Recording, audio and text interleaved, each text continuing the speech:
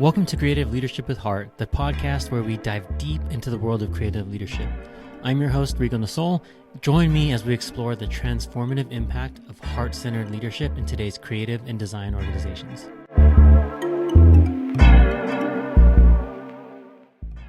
Hey y'all, hope you are having an amazing day. Today, I wanted to talk about the dreaded imposter syndrome, but you probably saw that in the title already. It is a hot topic, and along with mental health awareness, more people have been identifying with imposter syndrome. I saw it in myself, I saw it on my team, saw it in peers around me. It's something that's more well known and more studied. So let's talk about it today. And first, let's quickly define what it is. And according to Oxford, here's the Oxford definition: the persistent inability to believe that one's success is deserved or has been legitimately achieved as a result of one's own efforts or skills. So it's a mouthful, but it kind of gives you an idea. But let me explain how it showed up for me, and maybe this will help give you a more pointed definition. So, not humble brags, just to set the stage, I've had some pretty big success in my life. So whether that was, launching video descriptions in 2008 at Zappos, or introducing new forms of promotions at Netflix when originals became the focus. And I always actually felt like I was lucky. I felt like, Zappos, Netflix, right place, right time, right? Like, lucky to be there. And that I just had ideas. I had good ideas, but I was in the right place in the right time. And I had this fear, though, even though I had success and had these great ideas and, made things happen, I had this fear of speaking up in meetings because I always felt like I didn't have anything intelligent to say, or that somebody would think what I said was dumb, then I'd get fired and they'd figured out I'm not as smart as they thought I was. I always felt everyone else at the table was smarter than me, and that my perspective wasn't right, or it didn't matter. I don't think that way now, but that's how I thought then. And I don't like this concept of people are smarter than you. I don't think smarter really is a thing. I think people are more experienced at things. So I wouldn't say someone is smarter than me at operating an excavator. I just have never done it. So they're just more experienced than me. Just like they shouldn't say that I'm smarter at them in technology because I'm just more experienced with them. Given the same amount of time doing the same things, I bet you would be just as good. So that being said, I felt that that way whenever I was in meetings, that one day everyone will find out that I'm not as smart, I'm not as talented, or I'm not as inspiring as they thought I was. And on top of that, I didn't know why everyone kept promoting me and giving me more work to do. Like, I was so confused, like, we want to promote you to like senior manager, or want to promote you to director, or whatever these things. Like, sure, okay, I'll do it because that's what's best for the company, and that's what you're all telling them. That's what I should do, right? What society kind of expects us to do. You get promoted, you continue to move up, right? That's the only way to grow. And I didn't understand it, but yet I still did it. And the whole time I thought, don't they know that I'm not that good or as smart as they think I am? So it wasn't until I really worked with my coach, and took stock in my own journey, how far I had come, and the things I had been able to accomplish in that amount of time. And whether it was Zappos or whether it was Netflix or anywhere in between, I was the common denominator everywhere I went. All of the success I had in my career wasn't because of people I brought with me. I didn't bring engineers from Zappos to Netflix. I didn't have the folks at Netflix that I needed at Zappos, or vice versa. I had different teams every time. And the thing that was common is that I was a driving force behind my own success at each of the companies I was at. And it took me a lot of work and a really long time to come to that realization. But I'm happy that I did. It allowed me to grow and develop and move on to some bigger things that I'm doing now. So the only one that was really going to find out that I was a fraud was me. Wasn't anyone else. It was me. It was the story I was telling myself.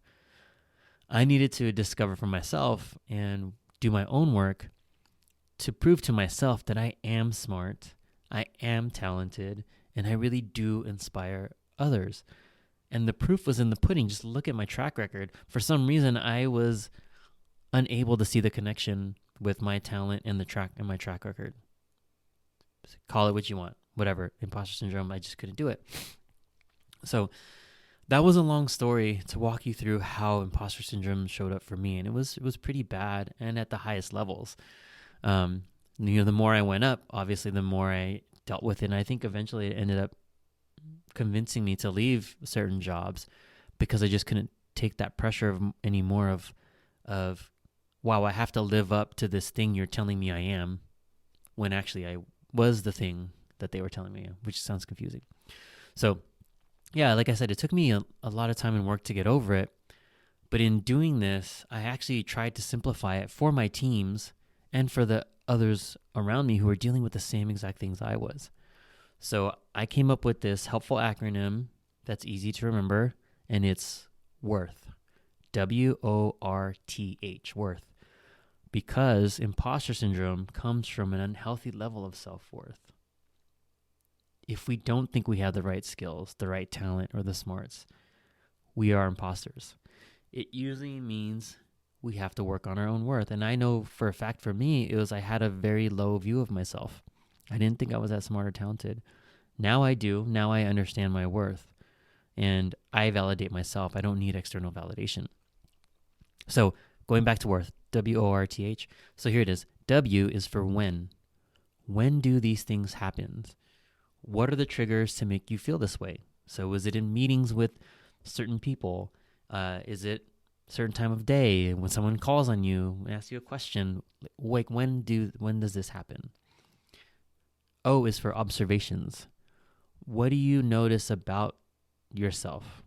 How are you feeling? Why are you feeling this way? Are you anxious? Are you afraid? Try to understand the actual reaction that's going on in your body and understand maybe what are the things that you're telling yourself. R is reality. So this does double duty. Reality is imposter syndrome is real. Over 70% of people, according to Gallup, have dealt with it at some point in time. So know that it's real and it exists. And then the other side of reality is, what do you know for sure? What are the facts and what are the stories that we're just making up? For example, the one I used earlier, do I know for sure that I'll be fired if I say something dumb in this meeting?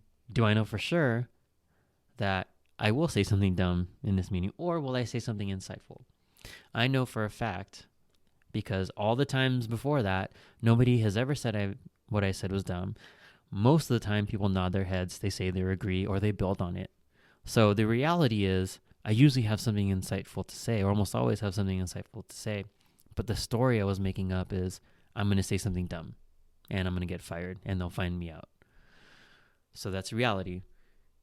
T is trust your skills. You have talent. You wouldn't be where you are without it. You don't just get promoted or invited to meetings on accident or because you're lucky. The truth is you earned your seat at the table and you have to recognize it. If everyone else around you recognizes it, what is it about you that you can't see it in yourself? So that tells me right away that there's inner work that needs to be done, because if everyone else around me sees it and I don't, what am I missing? And the last one is H, help. When you need it, ask for help. Like I said, 70%, or Gallup said, 70% of the workplace has dealt with it or is dealing with imposter syndrome at any point in time.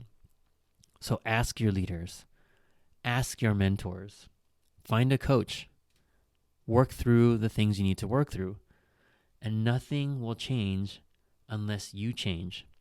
So whatever help you need, whatever that looks like, go get it. Go get the support that you need.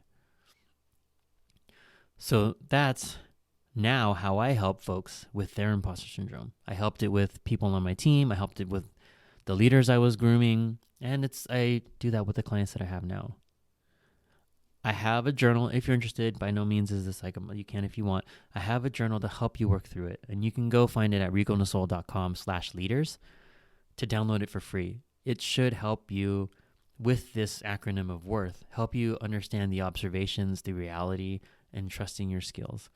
So go ahead and download that if you need extra help.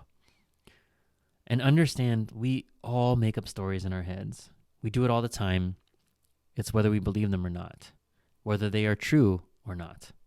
So my question for you is, who would you be without that story? What can you do to change that story? These questions should empower you and help you move beyond. If they don't, hit me up. If you're curious, I can help you. But that's it for today. That's all for this episode. I'll see you in the next one, or I'll hear you in the next one. Take care. Thank you for checking out Creative Leadership with Heart. Make sure you like and subscribe if you enjoyed the episode. We have a lot more content coming out. So if you do subscribe, you'll get notified when we have new episodes. All right, take it easy. See you in the next one.